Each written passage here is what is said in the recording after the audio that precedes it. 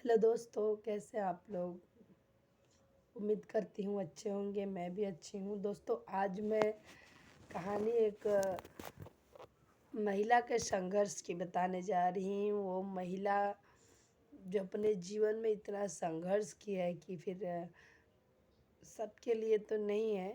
मैं ये नहीं कर कहती कि कोई नहीं कर सकता, मगर उस महिला की तरह बहुत कम लोग हैं जो इस दुनिया में इतना संघर्ष कर सकते हैं जितना उस महिला ने किया है।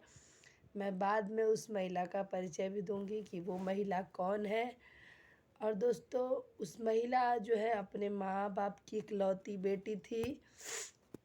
और उनकी जब वो छोटी थी तभी उनकी माताजी का निधन हो गया था।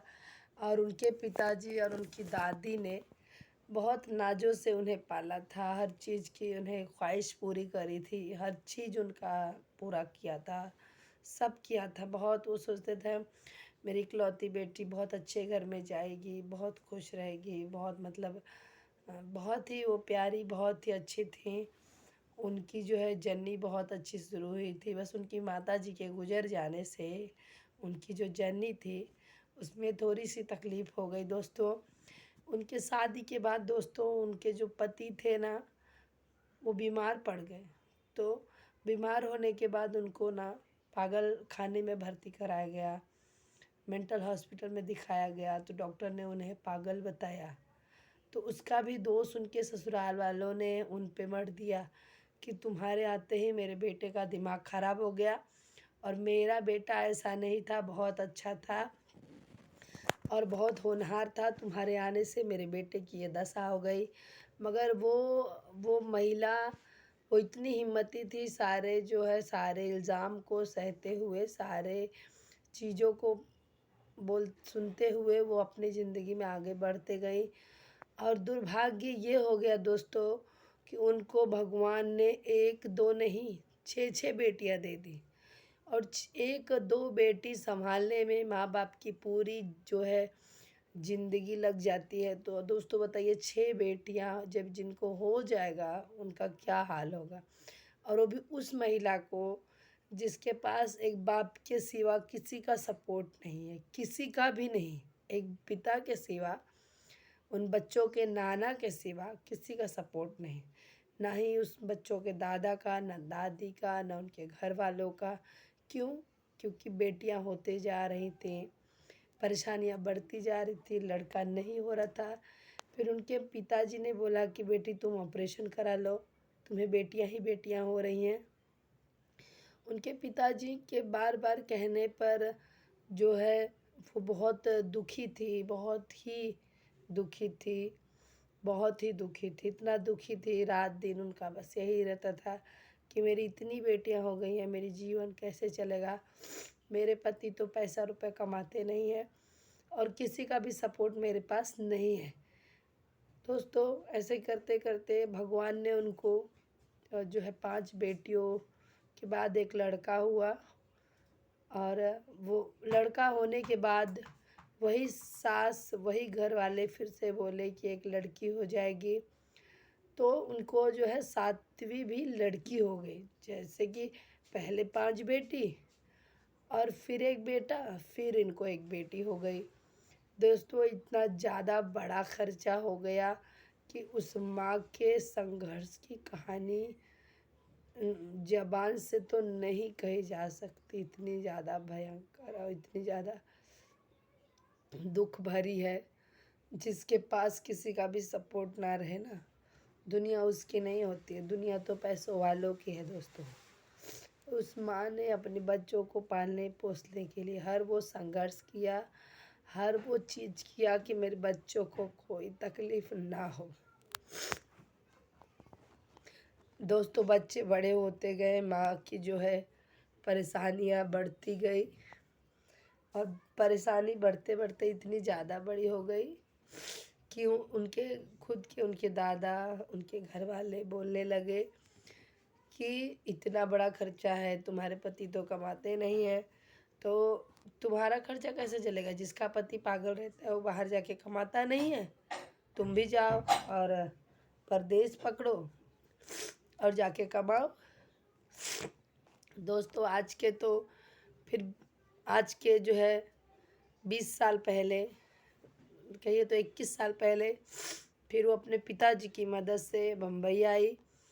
बम्बई आई तो फिर उनके पति का जब थोड़ा तबीयत ठीक हो गया तो अपने पति को भी ले आई। और जैसे कि बच्चे धीरे धीरे बड़े हो गए थे तो उनके पिताजी ने और उनके जो दादाजी थे बच्चों के, उन्होंने कुछ 1-2 बेटियों की शादी करवाई।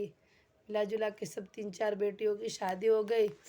फिर वो बम्बई आई। बम्बई में संघर्ष भरा जीवन उनका, उनके पति की जो है उस समय तबीयत ठीक थी तो वो कमाए और कमा के 2-4 साल संभाला।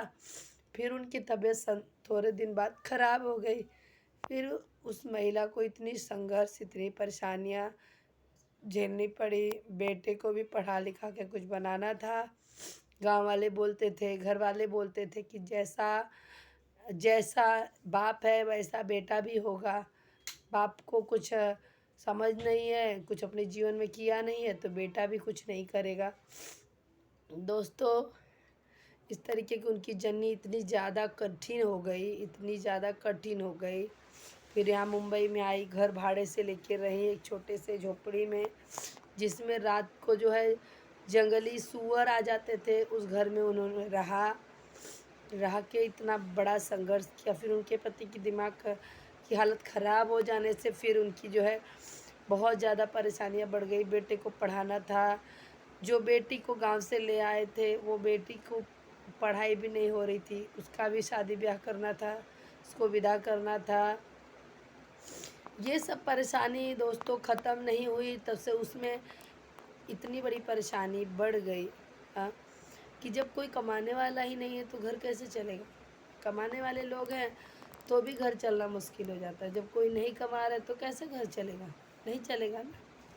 हाँ, नहीं चलेगा। उसमें उनके पिताजी ने उनको एक छोटा सा चौल में घर खरीद के दिया, बहुत ही छोटा घर।